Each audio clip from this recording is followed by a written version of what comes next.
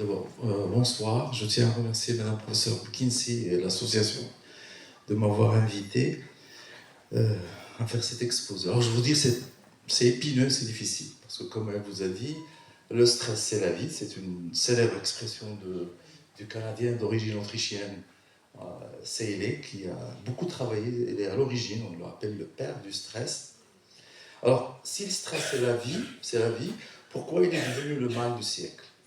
Il y a une contradiction là, puisque le stress, on nous dit c'est naturel, on nous dit c'est physiologique, il nous stimule à faire face, à s'adapter aux situations. Alors elle a dit beaucoup de choses, donc je ne vais pas me répéter, je vais aller direct au but, c'est-à-dire que pour le définir, pour vous donner une idée simple, le stress, c'est chaque fois qu'il y a une sollicitation, quelle que soit la nature de cette sollicitation, une adversité, et même une sollicitation agréable ou désagréable, vous réagissez. Et c'est l'état réactionnel de votre corps, de votre esprit, qui est intitulé stress.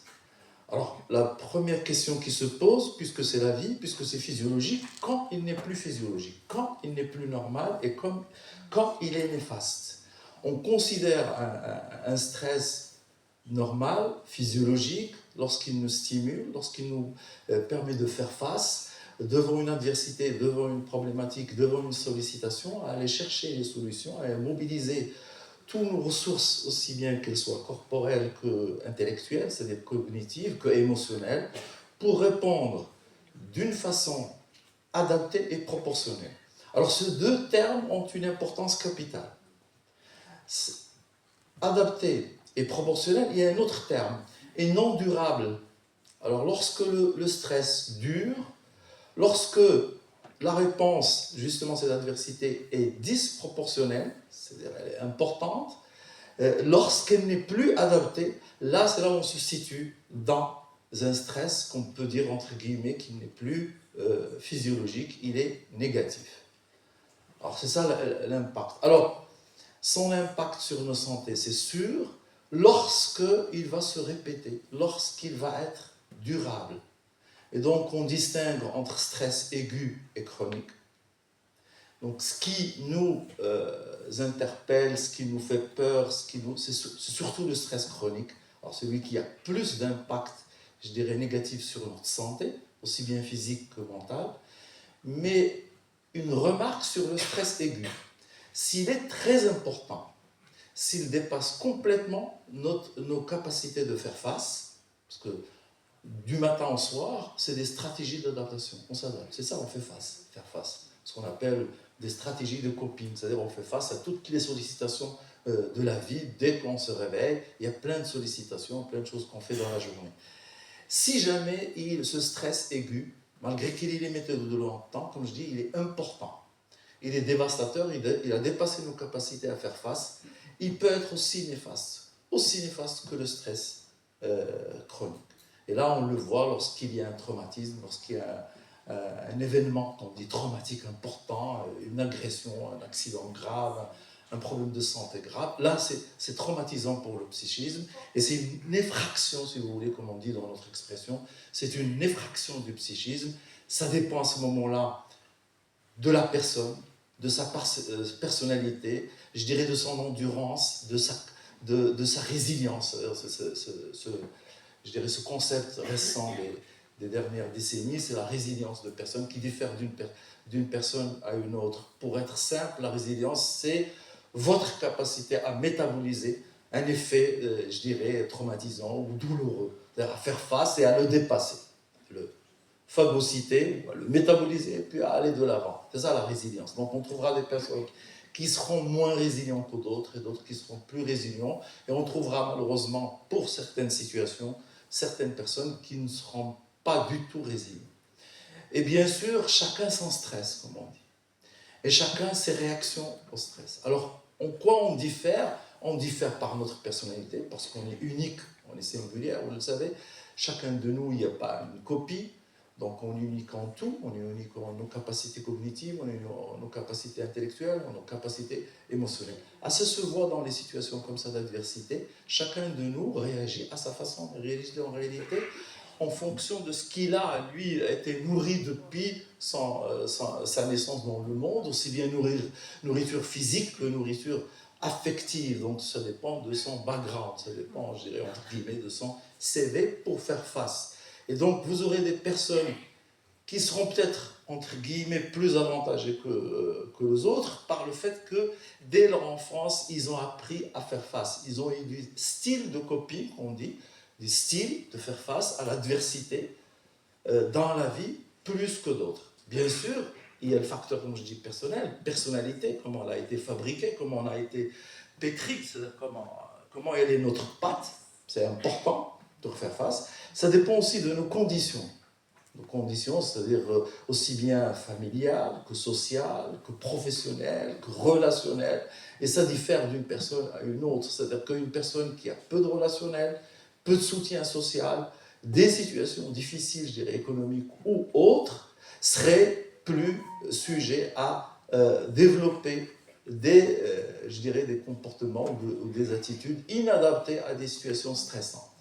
Et le fait de développer comme ça des situations inadaptées aux situations stressantes fait que parfois ça use, ça entraîne une érosion et ça touche notre santé, aussi bien physique que mentale. C'est pourquoi il est important de faire cette différence entre ce qui est stress, entre guillemets, normal, de la vie de tous les jours, et ce qui est stress non, je dirais, pathologique, non normal, et qui risque de nous atteindre dans notre santé mentale et physique. Ces conséquences, bien sûr, ça diffère d'une personne à une autre, et il peut atteindre notre physique. On a plein de signes. Bon, les médecins ici, et même parmi certains, on a des signes que les cliniciens, les médecins examinent, ils vous disent vous n'avez rien du tout. En réalité, c'est rien du tout. Il faut la mettre entre guillemets parce que parfois il examine, il vous fait un bilan, il ne trouve rien du tout. C'est des lombalgies, c'est des dorsalgies, c'est des fibromyalgies, ça peut être même des gastrites. Et parfois, le stress peut décompenser. Ça, c'est un problème qu'on connaît, que parfois on reçoit des patients où le médecin vous dit « j'ai lui donné tous les médicaments qui existent, j'arrive pas à équilibrer son diabète, j'arrive pas à équilibrer sa tension du fait que je pense qu'il y a une composante psychologique. » Et ça, c'est tout et là, on trouve parfois que la personne a un stress chronique. Entre guillemets, nous, les psychiatres, on n'aime pas le stress chronique, on n'aime pas, je dirais, la personne qui est dans une situation de stress chronique, parce que lorsque même on obtient un rétablissement chez une personne, c'est un facteur de rechute. C'est un facteur que le patient retombe. Et ça, on le connaît dans les troubles anxieux et surtout les gens qui font des dépressions. Donc, lorsqu'ils ont un stress dans leur vie, pour nous, c'est une épine irritative, pour vous dire quel est l'impact de ce que peut arriver. Alors, les conséquences physiques, il y en a tellement, ça peut toucher tous je dirais, les organes. Et pourquoi ? Parce que, bon, je vais un petit peu utiliser les termes, je suis public général, pour nous, on a une déformation académique, on a l'habitude d'exposer devant des médecins, des étudiants en médecine, des spécialistes, mais là, je vais essayer de simplifier. C'est que lorsqu'on est dans une situation de stress, bien sûr, il y a une sollicitation, je dirais, intellectuelle et émotionnelle. Qu'est-ce qui arrive ? Qu'est-ce que c'est que ça ? C'est nouveau pour moi. Qu'est-ce qui peut m'arriver ? C'est un danger, c'est une menace. Le corollaire sur le plan, je dirais, physiologique, physique, c'est qu'il y a une sécrétion de deux types de molécules dans notre organisme. Il y a l'adrénaline, qui fait alors que notre, je dirais, système sympathique devient speed.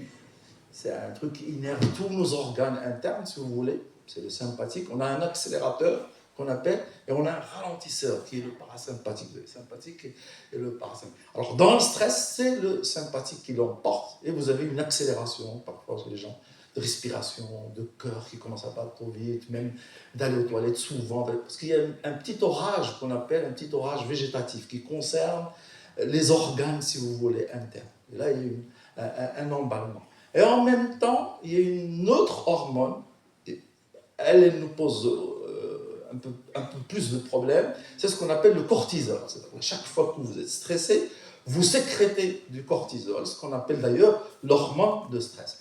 C'est bien lorsqu'il est sécrété à petite dose, dans un temps limité, de façon brève. il est bénéfique. Ça vous permet de vous doper, de faire face à une situation difficile, par exemple.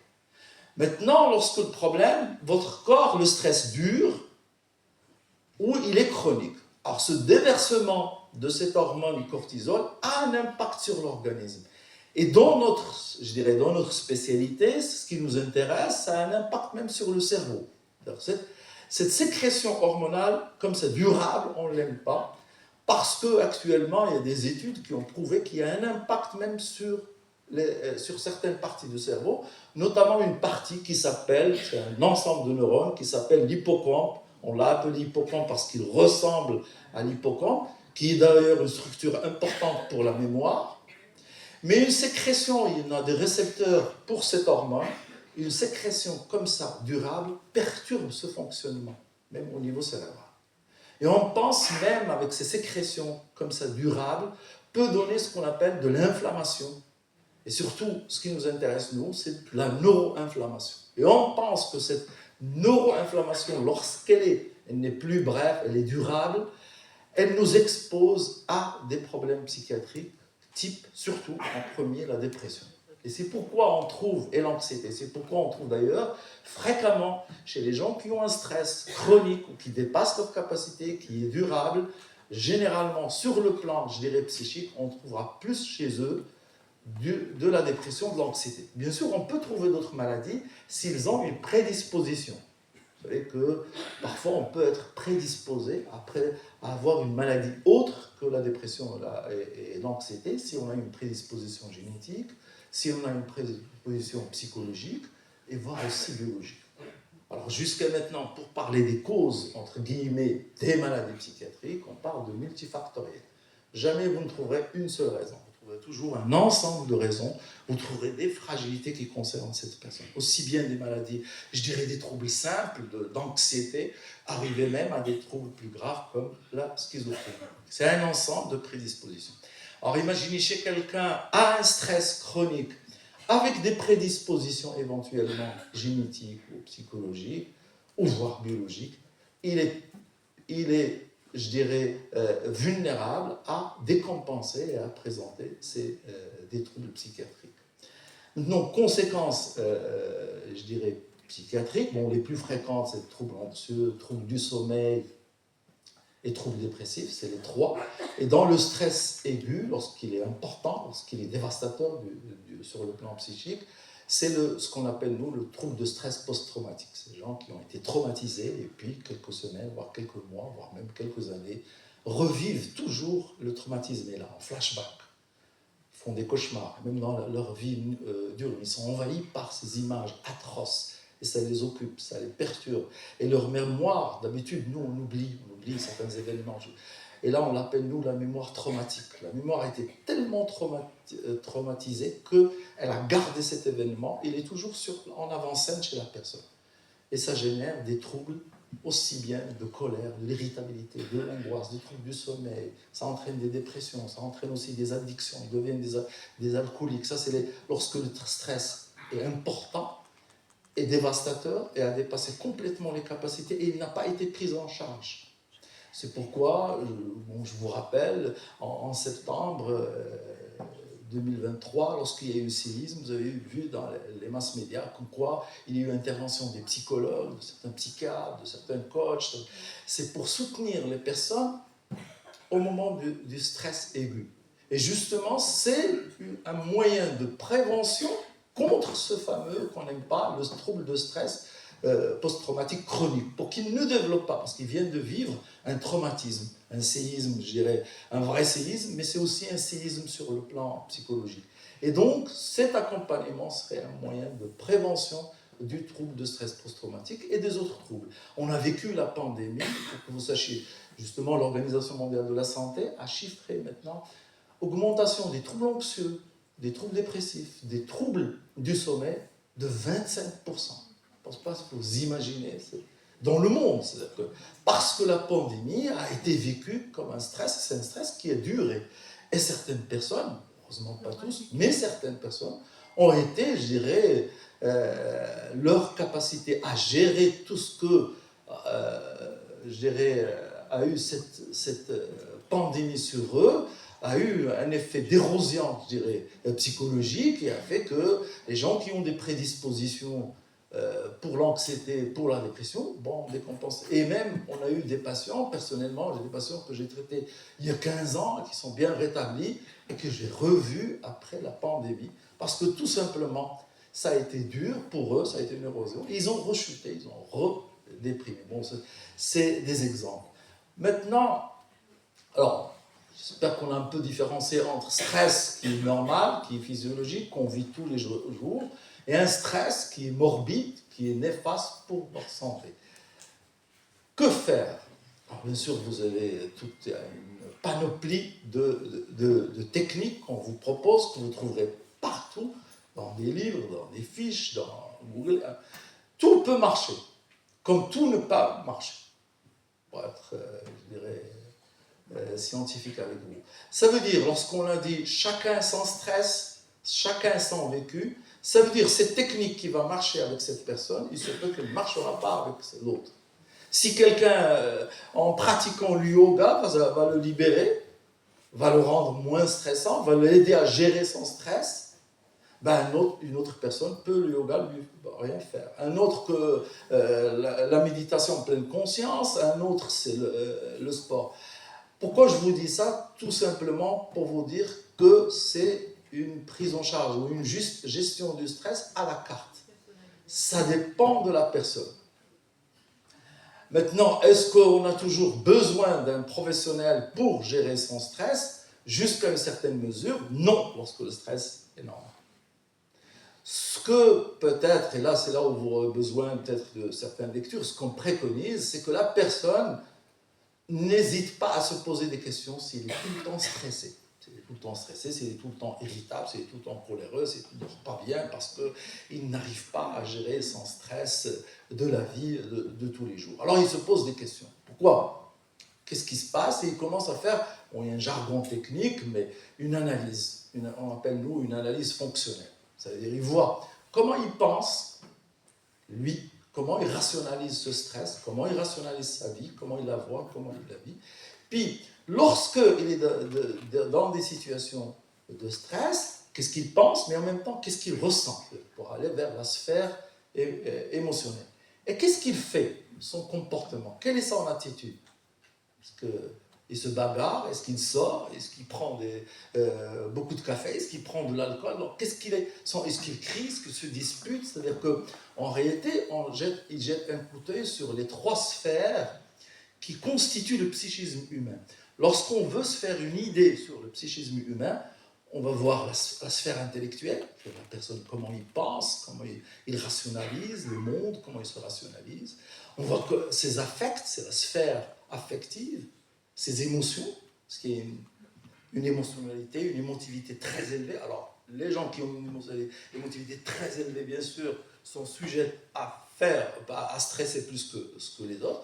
Et on voit aussi des attitudes et des comportements, pour se faire une idée. Et bien sûr, pour justement comprendre un petit peu, aller de l'avant, avant d'aller consulter un professionnel, pas un psychologue ou un coach, d'abord se poser ces questions.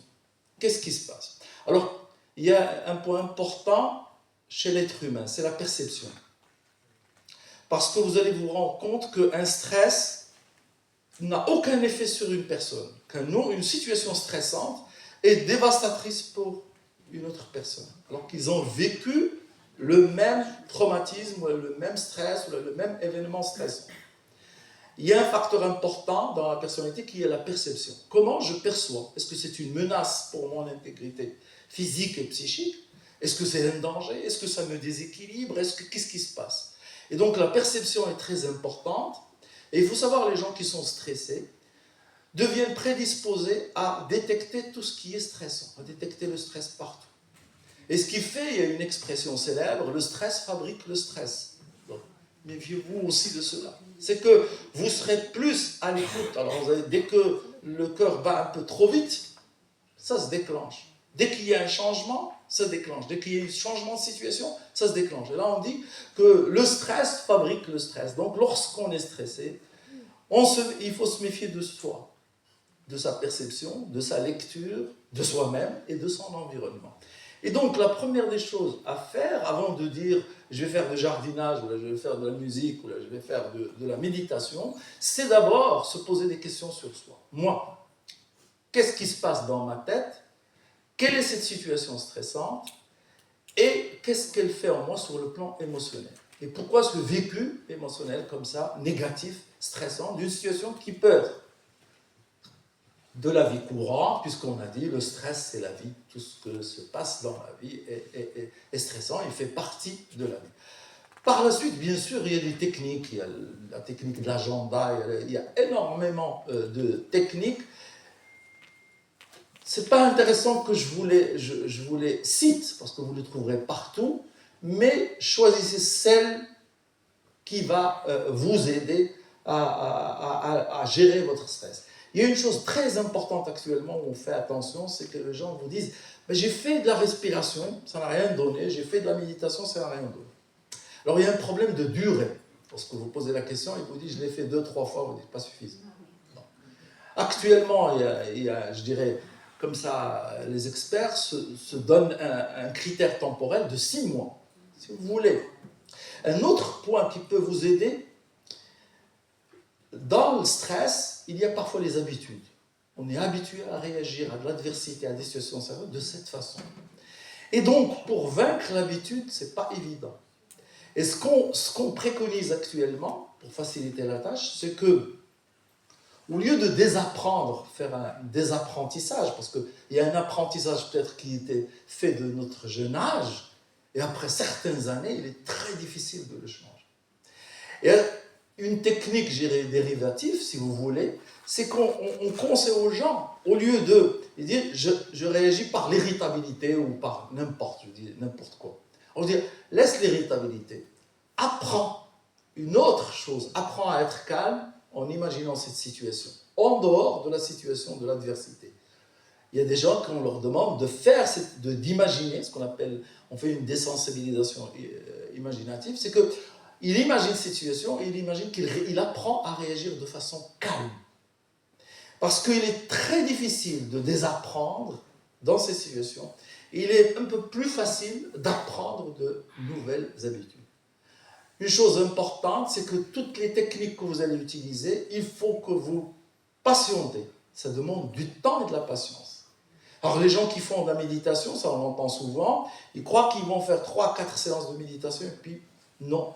Ça demandera du temps, il faut que ça inscrite dans la personne, qu'elle soit inscrite dans la personne pour qu'il commence à avoir comme procédure. C'est comme le vélo, lorsque vous allez apprendre le vélo, ça va devenir automatique. La même chose pour la méditation, la même chose pour le yoga, la même chose pour la respiration. Donc ça va demander du temps pour que ça devienne une procédure, comme on dit nous, c'est-à-dire, entre guillemets, une habitude pour gérer ces situations stressantes. Peut-être je m'arrête là.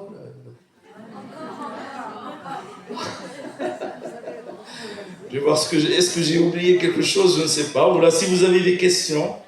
Alors bien sûr, il y a une question importante, c'est l'hygiène de vie. Si vous êtes dans une situation stressante, il y a ce qu'on appelle nous le SMIG. Le SMIG, c'est l'hygiène de vie, c'est-à-dire qu'une personne qui est tout le temps stressé, qui fume beaucoup, qui ne dort pas bien, qui ne mange pas bien, qui n'a pas un régime alimentaire adopté, il ne va pas résoudre son problème comme ça facilement. Il y a des choses, je dirais, pour nous standards, banales, qu'il faut commencer par l'hygiène de vie. Il faut commencer par un régime correct, il faut commencer par rétablir son sommeil, par éviter les stimulants et par surtout avoir une activité physique, au moins la marche. Il faut savoir qu'actuellement, la marche risque dans quelques années d'être prescrite, même dans les ordonnances, des gens anxieux et des gens dépressifs. C'est comme le régime sans sel chez les hypertendus. Pourquoi?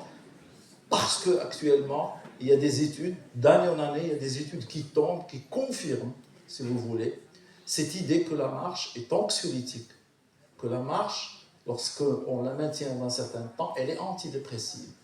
Et donc, ne soyez pas étonnés si jamais, dans les prochaines années, les psychiatres, les médecins vont commencer à vous prescrire la marche en plus de l'anxiolytique ou en plus de l'antidépresseur. C'est très important, mais il faut qu'elle soit maintenue à un rythme, je dirais à votre rythme bien sûr, parce que la marche, il faut tenir compte de sa physionomie, de son âge, mais à son rythme, marcher et avec plaisir.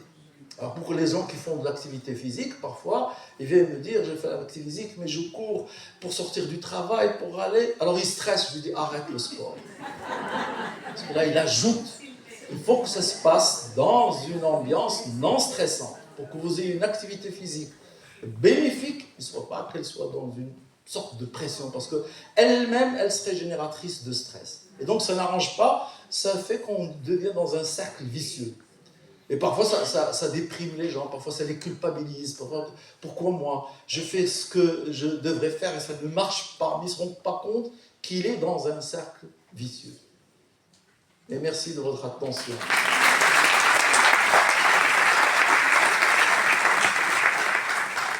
Merci. Il y aura une autre intervention? Ah, d'accord.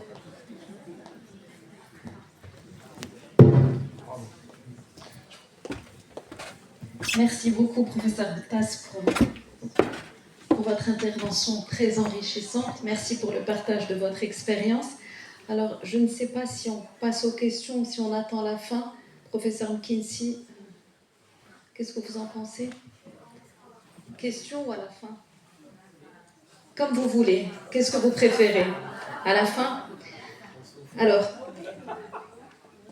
donc, professeur Tass nous a dit qu'il fallait bien différencier entre stress normal et stress pathologique. Il a insisté sur l'importance de la perception. Il a aussi dit que nous ne sommes pas tous égaux face au stress. Le stress fabrique le stress, c'est une phrase qu'on doit tous retenir. Quand vous commencez une activité pour lutter contre votre stress, n'arrêtez pas après 1 ou 2 ou 3 séances. Il faut se donner en moyenne 6 mois parce que ce n'est pas simple de se déshabituer, de désapprendre le stress, les réactions qu'on a face au stress. Et puis, encore une fois, l'importance de l'hygiène de vie, de l'activité physique, on ne le répétera jamais assez. Et vous avez retenu une phrase très importante, la marche est anxiolytique. Donc voilà, la marche, on a le droit de prescrire ça sur les ordonnances.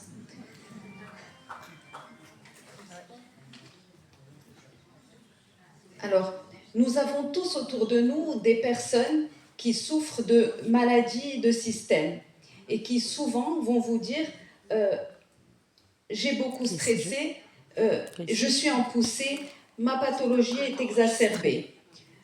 On a aussi des personnes qui vont carrément développer des maladies après des pics de stress ou après un stress chronique.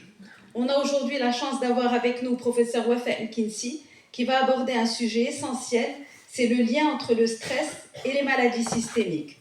À vous la parole, professeur McKinsey.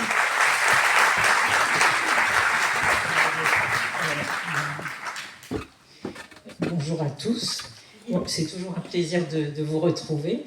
Et je crois que le stress a drainé quand même beaucoup de gens. Je pense que tout le monde est concerné. Juste pour vous informer que la première partie, c'est vrai qu'on va beaucoup parler de l'adulte, mais qu'en fait, nous avons une deuxième session qui sera d'ailleurs animée par une pédopsychiatre que vous connaissez, Monsieur Tass, et qui est Madame Benjeloun. Et là, il y aura d'autres méthodes de gestion du stress, mais je crois que les enfants ne sont pas en reste. Et je suis sûre que vous tous en savez quelque chose. Alors, c'est stress et maladie de système.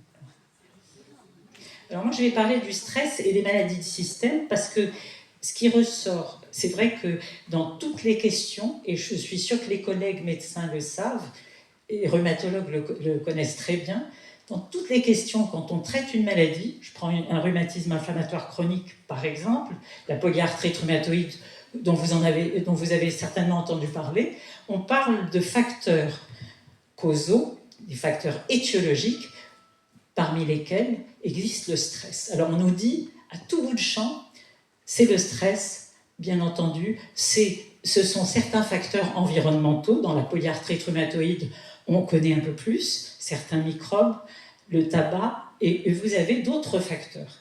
Alors pareil, quand on aborde une autre maladie de système, on nous cite encore le stress. Et c'était peut-être intéressant, et c'est ce que j'ai voulu faire, parce qu'il y a quand même des travaux qui sont faits dans ce sens-là, et qui permettent de mieux comprendre les relations. Alors je vais peut-être revenir sur certaines notions dont a parlé monsieur... ça passe, très bien.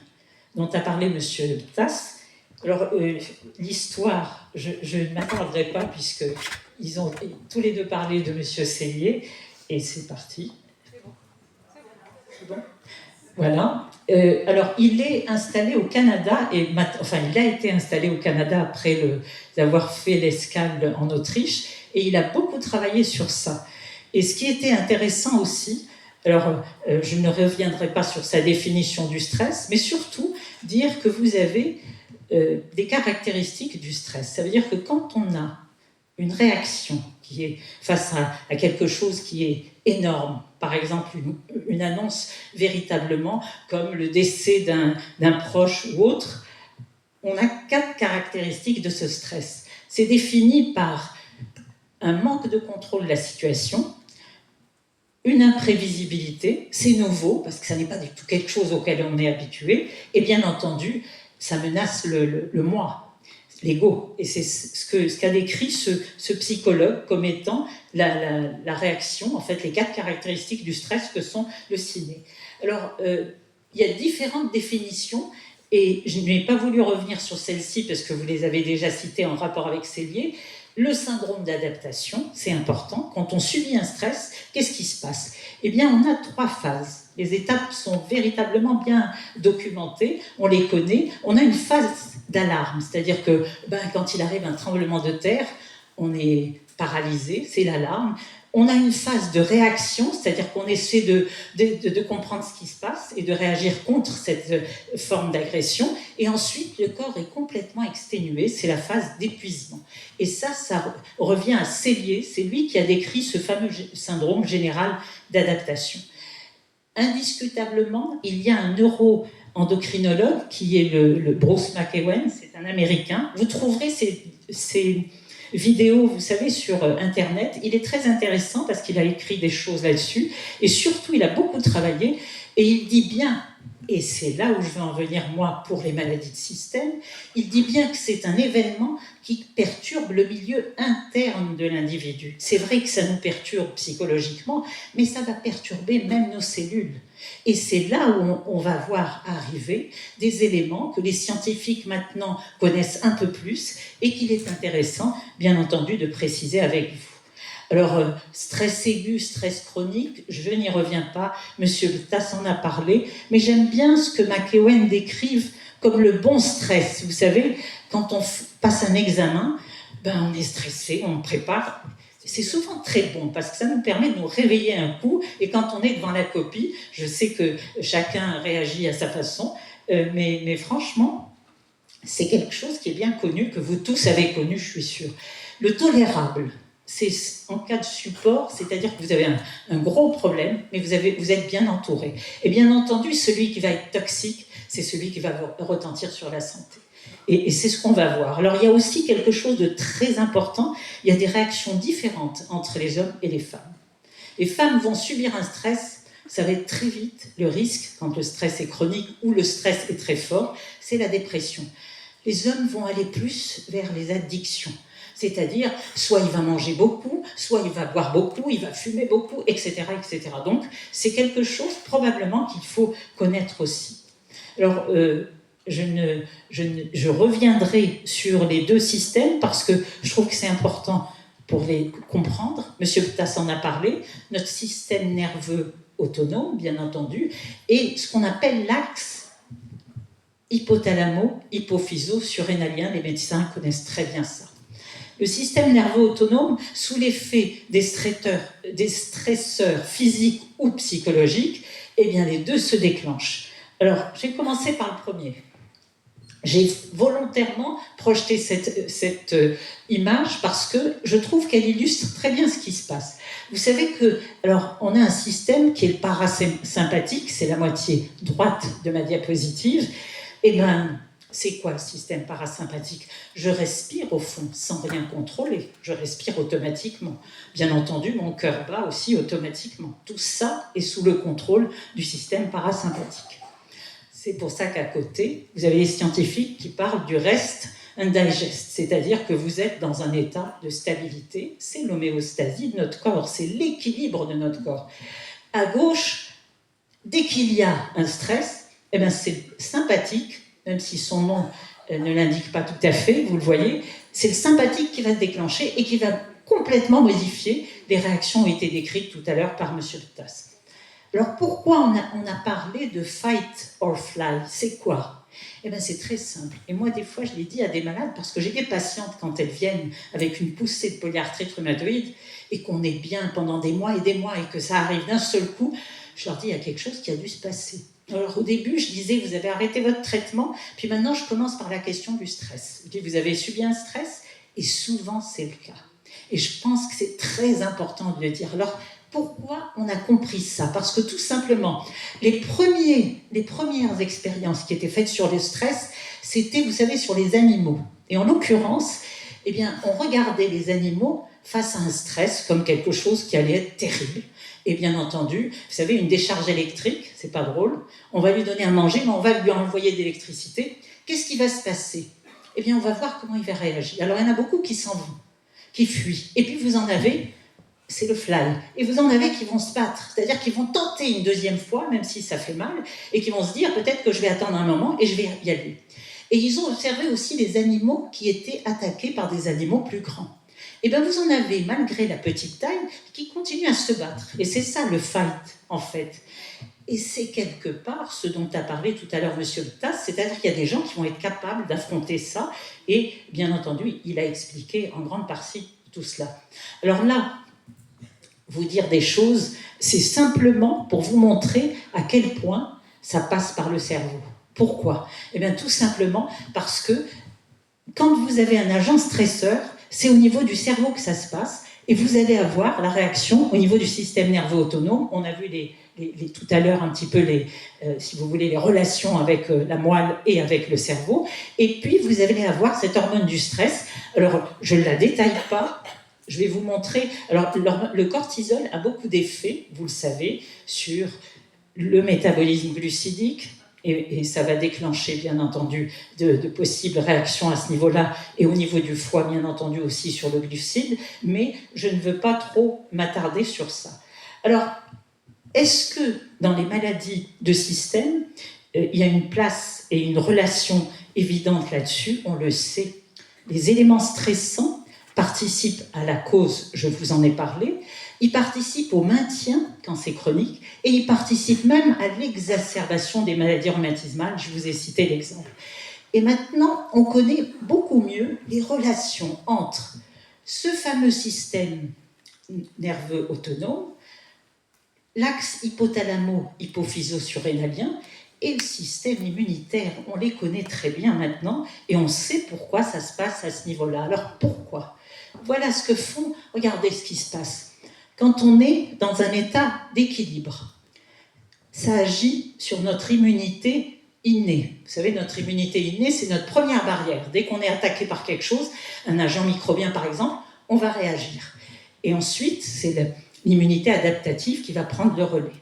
Vous allez avoir, bien entendu, dans un état stable, pas d'infection, rien de particulier, eh bien, essentiellement, pas de production de cytokines, ce sont des petites molécules libérées par les cellules qui nous défendent. Des cytokines pro-inflammatoires, il n'y en a pas. Par contre, regardez, les anti-inflammatoires, il y en a.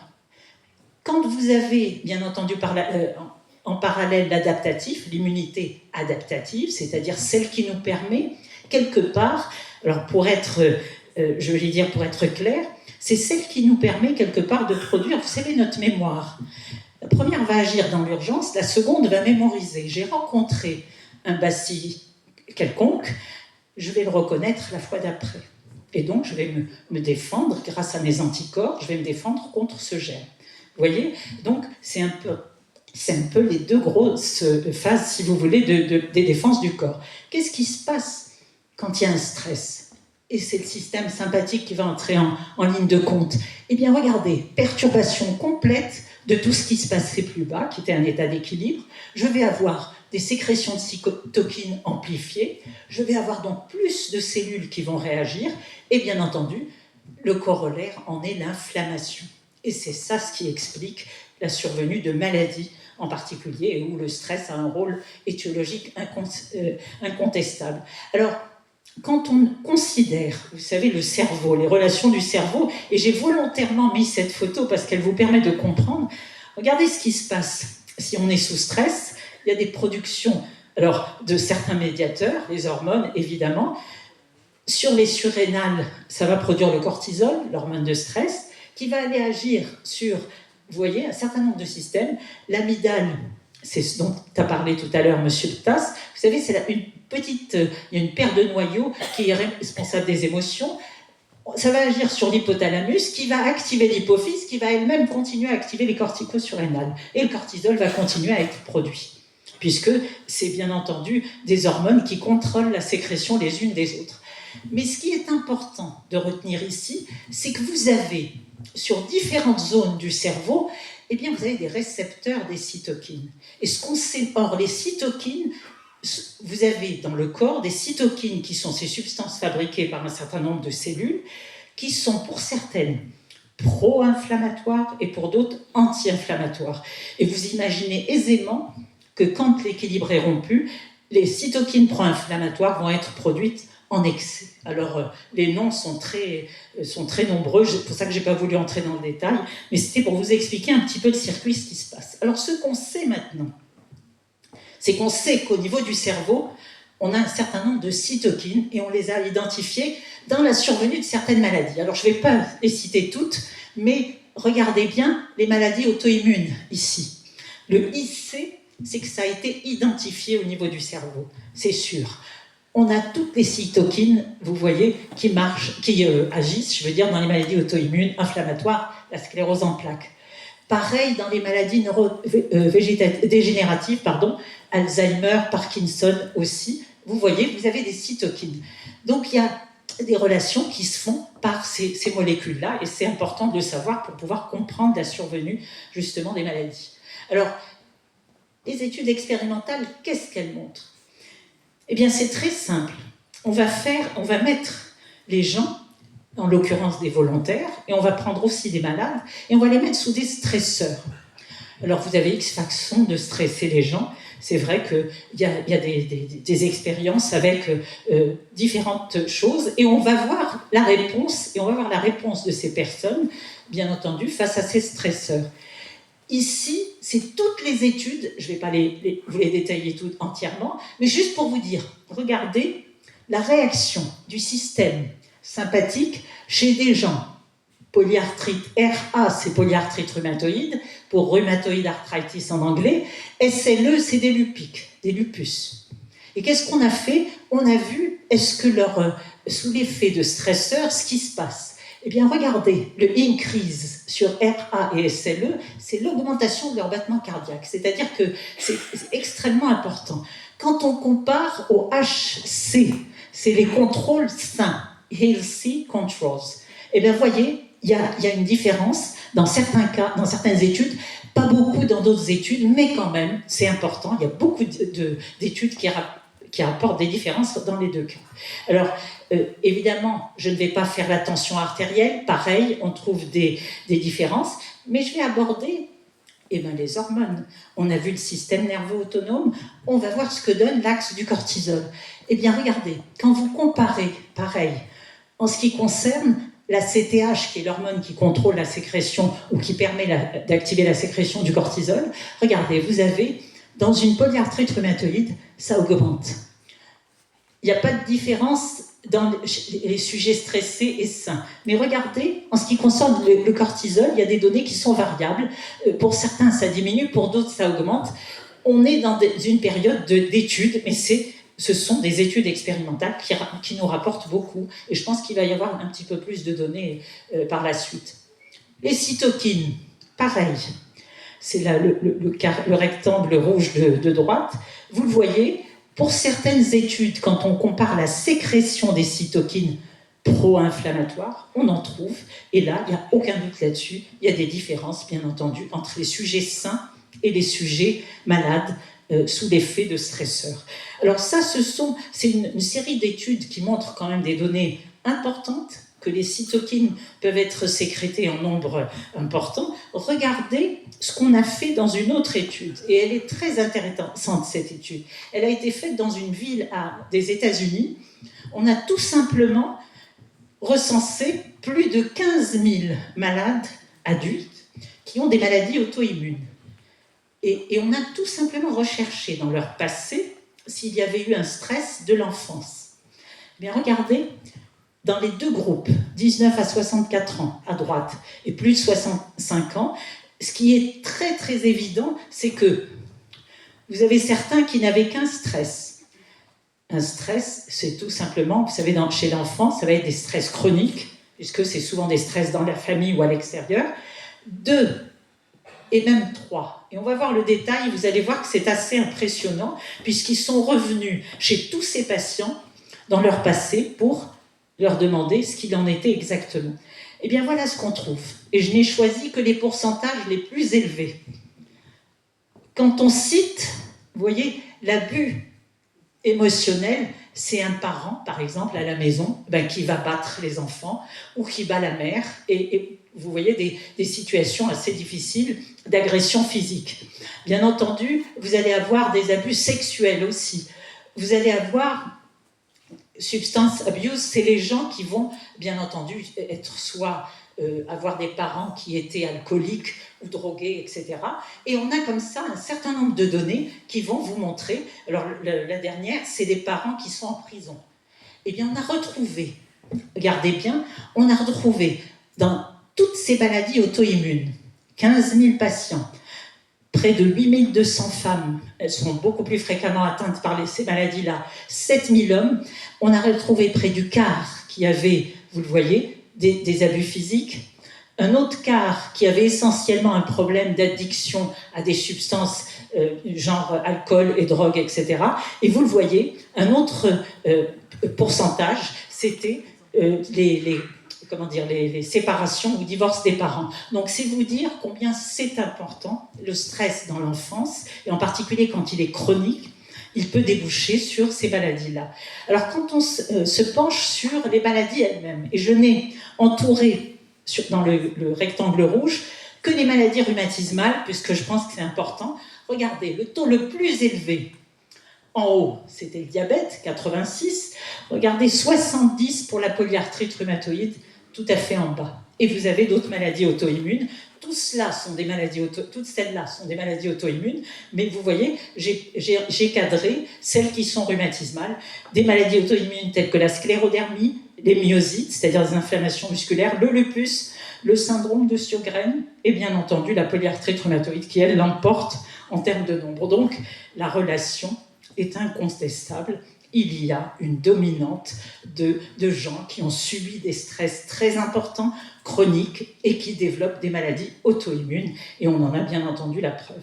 Alors, c'est important parce que dans les études actuelles, on essaie de faire des espèces de questionnaires pour évaluer, vous savez, l'impact d'un stress. Alors, j'ai trouvé bien de vous montrer ça parce que, regardez, certains, comme les Canadiens, donnent des points à chaque événement qui peut être stressant.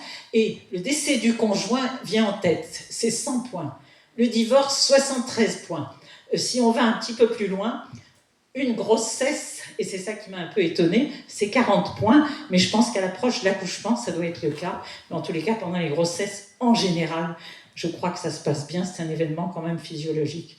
Et cet élément très important, ce questionnaire, permet ensuite de faire un total de tout ce qui a été vécu pendant l'année, et on peut, vous pouvez le trouver, il est très facile, et on peut bien entendu se dire, est-ce qu'on est à risque de contracter une maladie grave, ou est-ce qu'on est à des sujets, selon les risques sont de 30, 50, voire 80 à 90% de risque de contracter une maladie grave si on a un nombre de points supérieur à 300, comme c'était le cas bien entendu dans la troisième partie. Alors, on a d'autres questionnaires. Vous avez le PSS, je suis sûre que vous connaissez celui-là, Monsieur Tass, où on donne tout simplement, au cours du dernier mois, on pose des questions. Est-ce que vous avez été dérangé par un événement inattendu? Est-ce que vous avez pu voir, au cours du dernier mois, vous avez eu du mal à contrôler des choses qui sont importantes de votre vie, et ainsi de suite? Et on fait une somme. Et en général, plus la somme est élevée, plus très souvent, c'est que véritablement, ce sont des stress importants, et c'était essentiel de le dire. Alors, troisième questionnaire, il relève à peu près la même chose, sauf que ça m'a semblé intéressant d'entrer dans des détails de la vie. Regardez, je vais vous prendre que les premières. Je mange au moins un repas chaud. Et je me suis dit, tiens, c'est vrai qu'il y a des gens qui n'arrivent pas à le faire. Regardez, au moins un repas chaud par jour et équilibré. J'ai 7 à 8 heures de sommeil, au moins 4 nuits par semaine. Calculez et vous allez voir. Et c'est quelque chose qui va vous donner une somme. Celui-là, c'est ce qu'on appelle le score de vulnérabilité au stress. Ça permet quelque part de se situer. Et c'est important, quand vous avez face à vous des gens qui sont dans ces situations-là, c'est important de pouvoir, j'allais dire, calculer, parce que ça nous donne une idée plus précise que de rester comme ça, un peu dans le flou. Alors, il y a, bien entendu, grâce à ce score de vulnérabilité, des éléments qui peuvent vous frapper, c'est vrai. Et j'ai pris en particulier, alors je suis désolée, c'est l'état mental, la santé mentale et le bien-être des gens durant le Covid et après le Covid.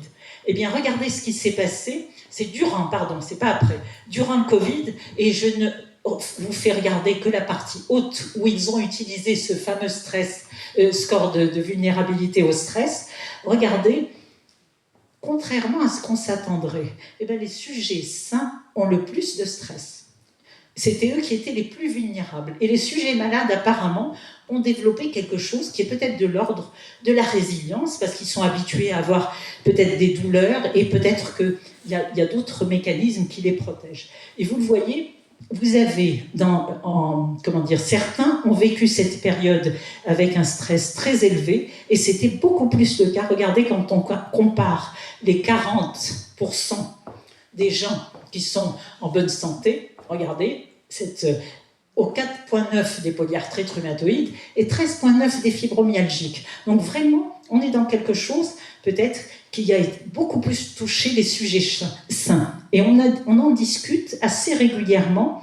Je l'ai même dit à certains de mes patients, on est, nous soignants, dans une période, je trouve, où on observe beaucoup d'angoisse de la part des sujets, de façon générale, et pas, bien entendu, les sujets sains, mais les patients.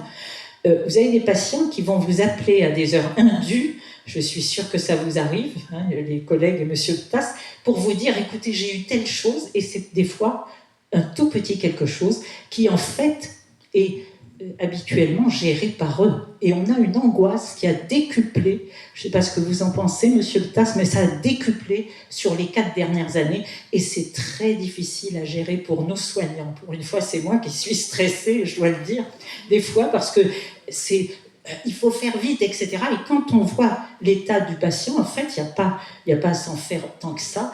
Et je crois que c'est quelque chose qui n'existait pas avant ces 4 années. Alors, que proposer pour le stress ? C'est pas à moi de le faire. Je vous avoue que M. Tass a proposé des choses. Alors, par contre, franchement, quand vous ouvrez... Alors, j'ai posé la question à mon ordinateur. Je me suis dit, allez, on va voir ce que propose. Alors, vous en avez qui proposent les 7, j'allais dire, actions à faire pour lutter contre le stress. Il y en a plein d'autres. Et puis, j'ai trouvé que l'OMS avait fait un guide illustré pour justement faire ce qui compte en période de stress. Alors, il y a des choses très importantes. Je manque. Ça veut dire quoi, je manque ? Eh bien, mon Dieu, je manque dans mon milieu familial. C'est très important. Je vais être bien avec les miens. Je vais peut-être donner un peu plus de temps aux miens. Et je vais peut-être communiquer beaucoup mieux avec eux. Ça, c'est la première des choses. Je vais en plus agir en accord avec mes valeurs personnelles. C'est très important. Je vais m'engager. Ça fait beaucoup de bien. Quand on s'occupe des autres, ça nous fait du bien à nous. Et je peux vous assurer que nous, médecins, on en sait quelque chose. Pourquoi ? J'ai toujours l'habitude de dire à mes collègues, un patient vous donne une leçon de vie. Et je ne parle pas des patients qui sont, bien entendu, à l'aise. Non, pas du tout. Des patients qui sont dans des situations sociales terribles. Et vous avez des gens qui sont d'une résilience, mais à vous faire rougir de honte parce que vous dites, je réagis pour des choses qui sont véritablement rien du tout, alors que lui a tous les problèmes du monde sur les épaules, et il est heureux parce qu'il marche mieux, parce qu'il arrive à s'en sortir. Je crois que c'est très important de revenir sur ces données et de relativiser notre souffrance. Alors, se décrocher, ça veut dire quoi ? Quand j'ai lu le détail, alors je vous invite à le lire, il est très intéressant le guide, et il est d'ailleurs extrêmement illustré. Se décrocher, ça veut dire ne pas toujours ruminer ce que j'ai eu. C'est-à-dire que j'ai eu un événement stressant, à chaque discussion, on va le ressortir. Je crois que c'est très très important de le faire, de se débarrasser en fait de cet événement stressant, et puis surtout faire de la place, être bienveillant. Je crois que M. Tass en a parlé tout à l'heure. Alors, bien sûr, l'exercice physique. Et l'exercice physique, et je ne vais pas y revenir, moi ça, j'y tiens, j'en parle à tous mes patients, même ceux qui n'arrivent pas à marcher, vous avez toujours la possibilité de faire des exercices en étant assis, en étant allongé, et je crois que c'est très important d'insister. Alors pourquoi ? Eh bien, vous allez voir que là aussi, il y a du nouveau. Alors, qu'est-ce qu'on a trouvé ces derniers temps ? Quand quelqu'un fait de l'exercice physique, il sécrète des substances qu'on a appelées les exerkines. Et c'est extraordinaire, les exerkines nous font du bien. Alors lesquelles ? Celles qui sont sécrétées par l'os, par le muscle, par le foie, par le système endocrinien, les tissus adipeux. On a des exerkines qui sont sécrétées par beaucoup de nos organes. Et qu'est-ce qu'elles vont faire ? Alors c'est ça que j'ai entouré. Elles vont tout simplement agir par produire des substances qui vont bien entendu nous faire du bien au cerveau. Et celle-là, elle est très importante. C'est ce qu'on appelle le Brain Derived Nerve Factor. C'est un facteur qui agit sur les cellules, nos neurones. Alors, il y a une différenciation des neurones. Vous savez que pendant longtemps, on a dit le cerveau, c'est le seul qui reste tel quel, qui ne se renouvelle pas. Pas du tout, messieurs, dames. C'est très important. L'exercice physique va agir sur justement un certain nombre de fonctions, la neurogenèse, la plasticité synaptique, la lecture, l'apprentissage et la mémoire, c'est important. Et enfin, bien entendu, la différenciation neuronale. Donc je crois que s'il y a un moyen qui, pour moi, a une importance capitale, ce serait celui de l'activité physique. Et je vous invite tous à chercher celle qui vous convient le mieux, parce qu'il n'y a pas de règle. En fait, il y a une règle peut-être pour les gens qui ont 65 ans et plus, de faire des exercices un petit peu plus, j'allais dire, atténués que les jeunes, bien entendu. Et c'est là le rôle des salles de sport qui devraient identifier des groupes de seniors et des groupes de jeunes, parce que c'est important. On a beaucoup de patientes qui me disent « j'arrive pas à faire ce qu'elle fait ». Mais je dis « mais madame, il n'est pas question qu'à 60, vous fassiez ce qu'elle fait à 30 ». C'est impossible. Et il vaut mieux pas. Et donc, de ce fait, c'est très important que vous fassiez de l'activité physique. Et je vous remercie pour votre attention.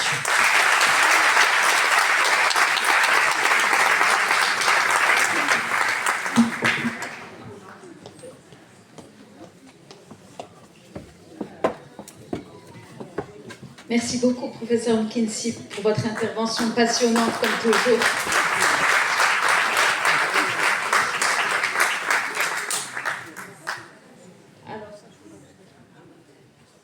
Bon stress qui peut stimuler, mauvais stress avec toutes ses conséquences. Professeur Tass disait que nous n'étions pas tous égaux face au stress. Professeur McKinsey nous dit que les réactions au stress sont différentes entre les hommes et les femmes. Se souvenir du fight or fly. Les éléments stressants participent à la cause, au maintien et à l'exacerbation de certaines maladies. Impact du stress sur l'immunité, et c'est clairement établi, vous avez vu les études. S'ancrer, agir en accord avec ses valeurs, s'engager, se décrocher, faire de la place, être bienveillant et encore une fois, l'activité physique. Alors maintenant, nous allons parler solutions, avec des solutions proposées par des professionnels de ces solutions. Donc nous sommes tous et toutes avides de solutions pratiques pour la gestion du stress, d'outils qui nous aideraient à mieux naviguer à travers les défis du quotidien. Nous allons explorer l'une d'entre eux, qui est réellement, c'est quelque chose de fascinant, c'est le Qigong.